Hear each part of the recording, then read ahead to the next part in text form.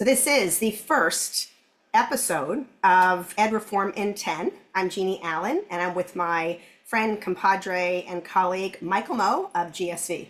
Great to be with you, Jeanne. Thanks, Michael. So Edreform in 10 is a brand new project and collaboration between CER and Dash Media.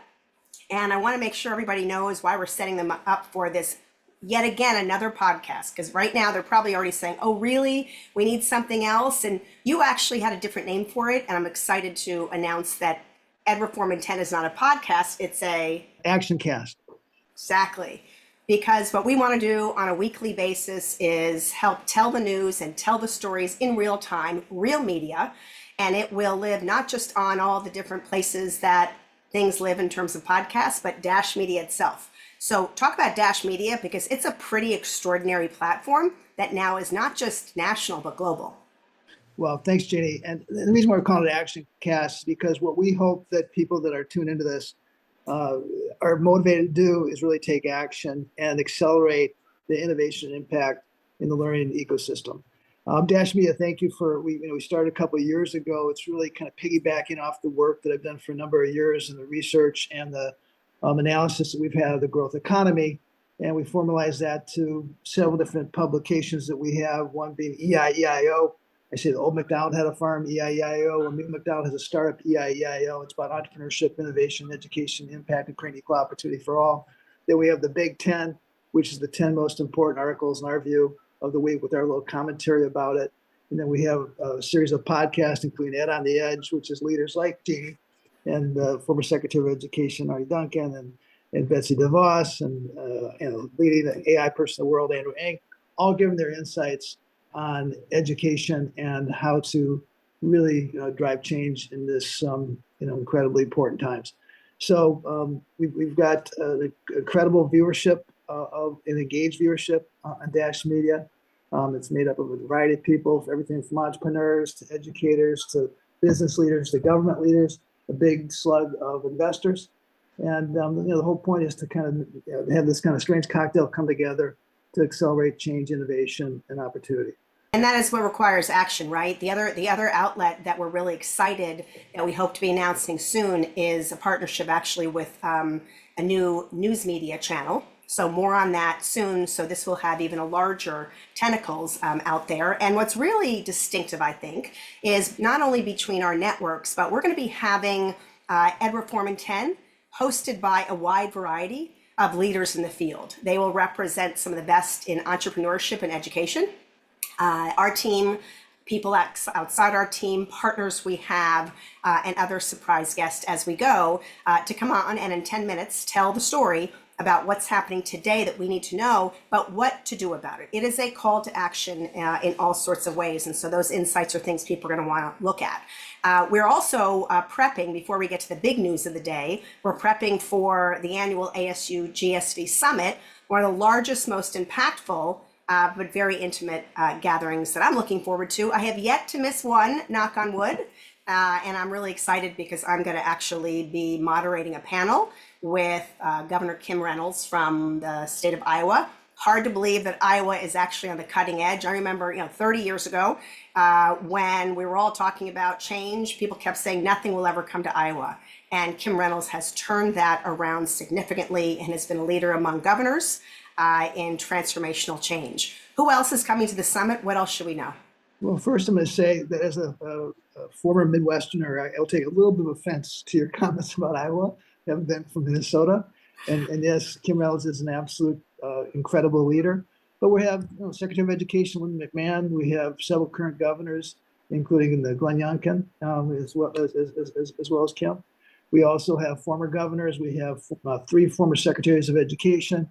And business leaders of all sorts. So it's going to be an important event. Again, the idea is not just talking, fancy ideas, but it's really what can we do to make a change and move the world forward. And so I think that's why the summit has had the momentum it's had. But I think the key is you get better, you get worse. I'll say the same. And we're at a very critical time in terms of human history. We had to think it's never been more important to bring people together to how to better effectively educate our populace. And I will say that there's been, speaking of news, been some dissension and controversy over some people coming. I find it interesting. I was sparring with somebody on LinkedIn who was like, oh my gosh, you're having Education Secretary Linda McMahon. What they didn't say is, oh yeah, and you're also having, I'm not happy about it, but Education Union boss, Randy Weingarten, who has put up her share of roadblocks, let's just say, modestly over time for actual ed reform. So it is very ecumenical. It is very broad. It's not everyone is everyone's cup of tea. But what I think really unites the attendees, what I get excited about, this is not a promo for the summit, is we're all like, okay, whatever, that's your issue. Let's work on the issue we really agree with. And that really should be the action that undergirds, if you will, is the foundation of all we do in general. 100%. I mean, what's critical, we need to get all different voices in the room. Not much happens in an echo chamber. And so we might not agree on all the aspects of a certain plan or policy, but I think we all can agree on the North Star that we have as a group, which is how do we give everybody, all people, an equal opportunity to participate in the future, the foundation of which is access to quality education and knowledge. Again, we might have different views about how to get there, but let's talk about it. If we're not talking about it, how can we get there? And how can we make any positive change? Abraham Lincoln famously said, I don't like that person very much.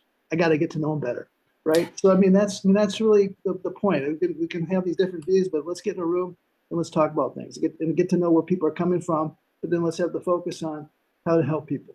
Exactly. And that's a great segue in our last couple of minutes to what happened in Washington last week.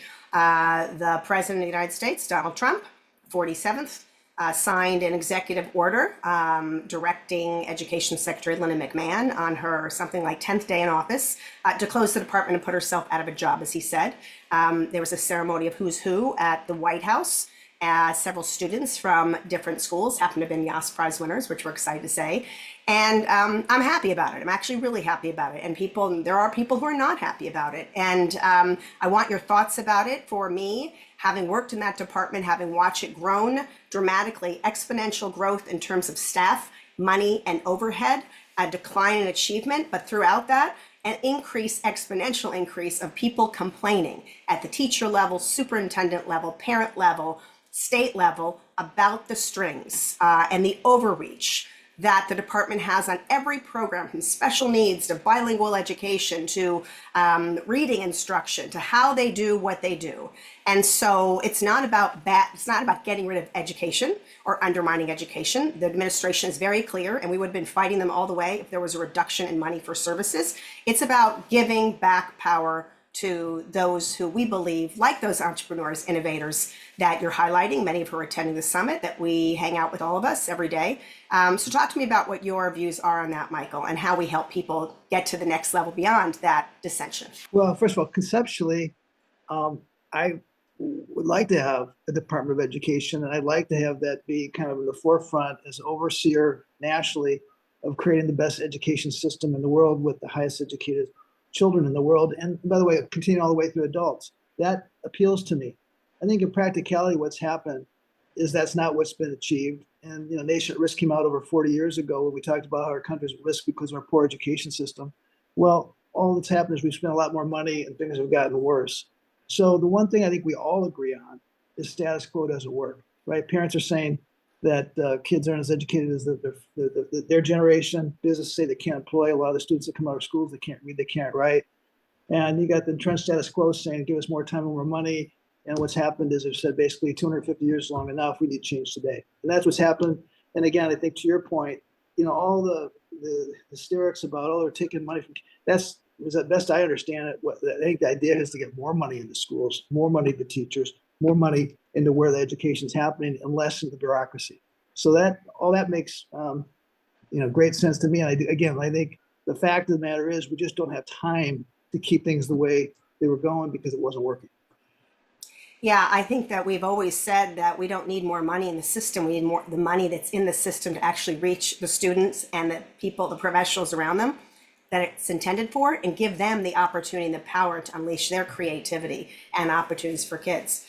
Michael, thanks for helping us launch Edreform in 10, our first. And that's just a little bit of a touch of what we're going to be getting into and some insights that you might not hear anywhere else. Thanks for being with us.